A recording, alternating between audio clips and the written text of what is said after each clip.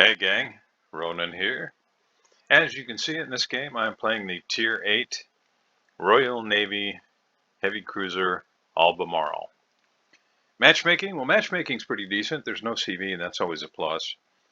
DD threats? Well, Mahan and, well, there's not what I'd call a huge threat from destroyers in this game.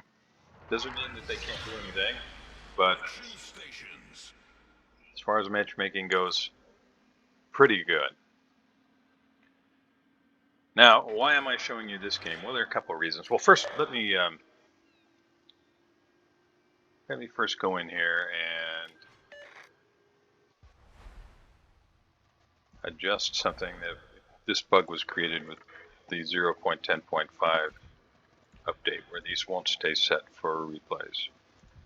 In the game, they stay set just fine, but not for replays. So that provides a little bit more information that I want you to be able to see.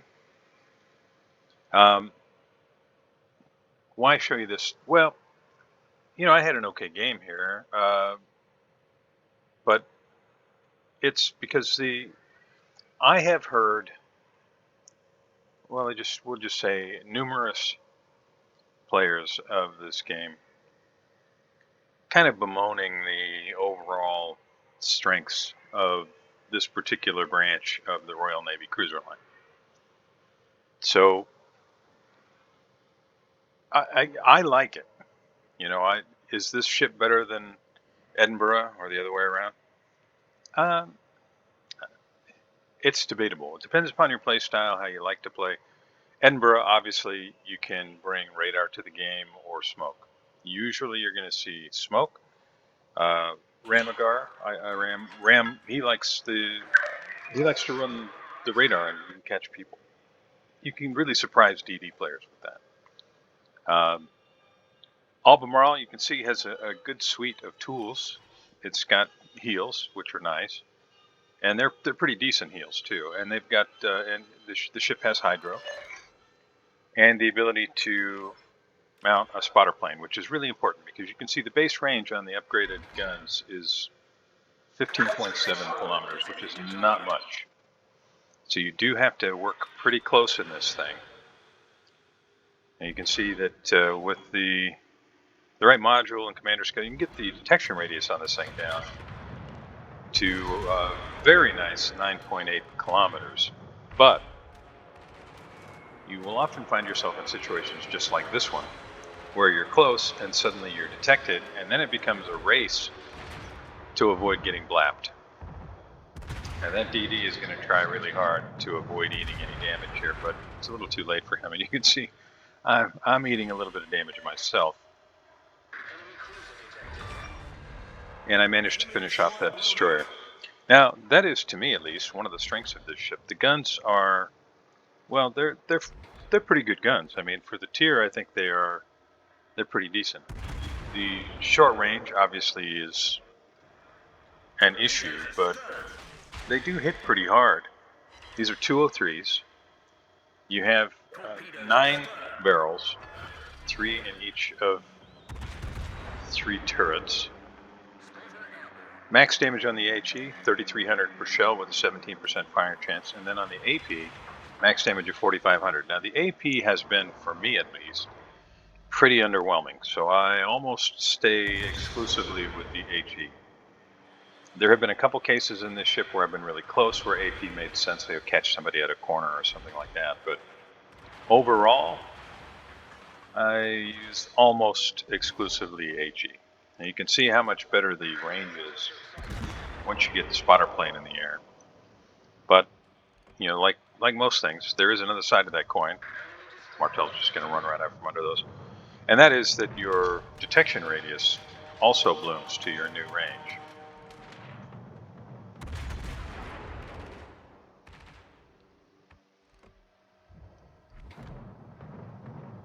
All stations, concentrate fire on that target. So we've talked a little bit about the guns. The armor's pretty decent. I mean, you're still going to be subject to taking a serious beating from most battleships, but you can angle and you can bounce some shells, and against cruisers you can be pretty effective. most of the time. I mean, there are some exceptions. There's Aegir and Siegfried and Alaska and Kronstadt. There are some cruisers, the super cruisers in particular, that can really tear you up. But in general, you can do all right. I mean, if you angle reasonably well, this is a ship that will reward you for angling well. Now you can see that I was targeted briefly there by 3, and now by 2. I need to turn out. I need to try to not present a flat broadside. Now I'm targeted by 4. Now that dropped off, but you can see the shells are already on the way. This ship is not particularly nimble. So I did take the rudder shift module to help with that. I took that rather than the acceleration because the ship doesn't have smoke. So the number of times that I'm actually going to be like this Scharnhorst just sitting, almost never will I be doing that. The ship will almost always be on the move, and rudder shift is going to be much more important when it comes to effectively dodging shells, or at least mitigating the damage of the shells to some degree. It does have some secondaries. They're pretty useless. I mean, it's really uncommon you're going to see them fire at all, and if they do, even less common will they hit anything or do any damage. You do have some torpedoes. You've got 2 quad racks. They have a 96-second base reload. They do 15,533 damage, which is, that's not chump change. If you can land these torpedoes, they can definitely hurt, and they've got a 10-kilometer range. And given how close you're generally going to be working in this ship, you will find opportunities to use them. Now, will they be effective? It's debatable. Boy, he just accelerated right out from under it. Now, you will see that these shells are not particularly fast. HE and AP shell velocity, 814 meters per second. So really pretty slow. You have to get used to them. And if a ship has the ability to accelerate really well, it can literally run right out from underneath the shells. But they do pack a pretty nice punch, and if you can catch a destroyer with them, you can wreck a destroyer. And that's even more true of the Drake, which is the next tier. Now this may have been the last game that I played in the Albemarle before I unlocked the Drake.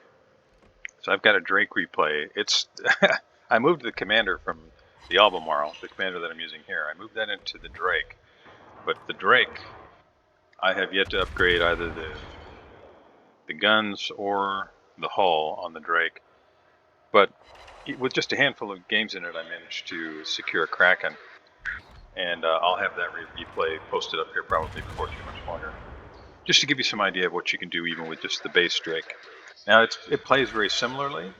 Because the guns do not have very good range, you have to play kind of close, and you have to be really careful with angling, and you don't want to put yourself in a position where you can, for example, end up taking fire from 2 sides, making it impossible to angle against everybody. Now the reload on these guns, well, it's not great.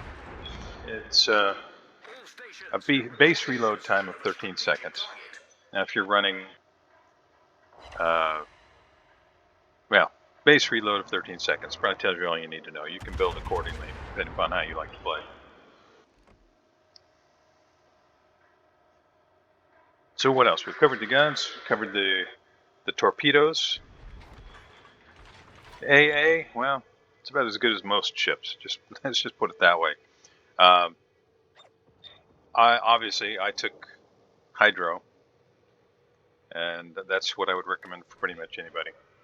The Hydro is much more effective, especially given that you have to kind of work in close in order to get your shells on anything. There will be a lot of opportunities for you to use the Hydro. Now the base concealment is 12.42 kilometers, which you can see, as I mentioned, you can get it down to just under 10 kilometers, which is really nice.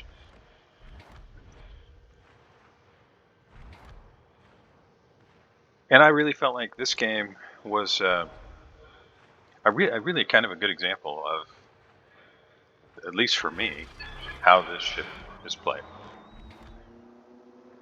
If you're doing a lot of hit and run, putting shells on things, you can see I tried the AP there. Nah, just not much punch. Granted, Neptune is angled, but Neptune has paper armor.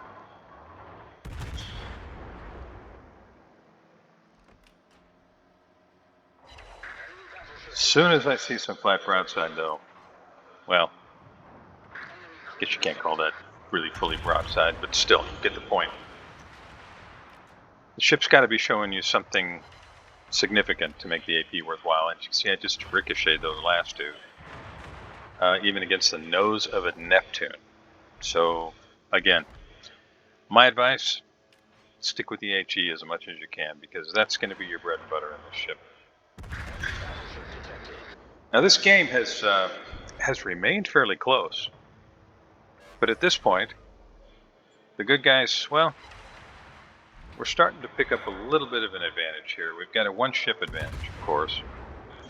We've got the Lion facing off with the Mahan down there at the Delta Cap, and a lot's going to hinge on that. And you can see that the Mahan just took a huge shot from the Lion. And really all I've been doing is just pestering and harassing. And when I have been targeted and really feel like I'm under threat, I just stop shooting and go dark. I'm trying to maneuver to avoid shots. Again, I took the rudder shift module. Trying to get fires started. You can see I've got 4 fires. Taking a look at the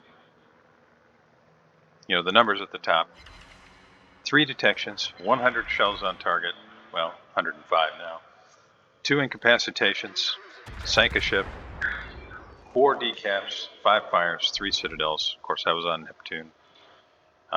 Citadels do not come easy in this ship, and you're not going to pick up a lot of them. Broadside drag, considered going to AP and just stuck with the HE. It's fire number 6. You can see he's also using HE, and his shells are a little bit bigger. But I managed to burn him down. So now I have to be aware that his torpedoes might be on the way. I picked up the Confederate there. Still got a battleship burning over here that I put some shells on, I think. And there are his torpedoes. And I think I did. I turned out just a bit too much and ate one of those. And now I've got to wait and flood and lose a bunch of HP. I really should have hit the hydro there. A little too concerned about where the Iowa went. All stations proceed and capture that area. Our Buffalo takes out the Sovietsky Soyuz, and at this point, it's all over but the shouting. So I think overall a good example of what this ship is kind of all about. Maneuver to avoid as much damage as possible, make use of your HE shells, light a lot of fires. Since you're going to be working fairly close anyway because of the range of this ship in a lot of cases, if you see a destroyer, make every attempt you can to blap a destroyer. And you can do a lot of damage to destroyers with these guns.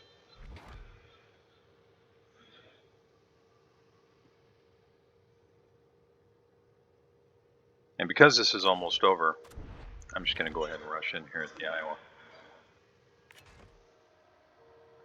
He's going to turn. He knows torpedoes are probably coming. He's angling against Lion anyway. And I'll just do what I can. Stay angled, because I'm so close, he's probably going to shoot me anyway. Yep, it's going to really hurt. But maybe I can survive it. Yeah, I'd say that really hurt. So, closing with an Iowa, yeah, you don't want to do that unless the game's pretty much in the bag anyway. See if I can pick up a 3rd kill. Thanks for watching. See you next time.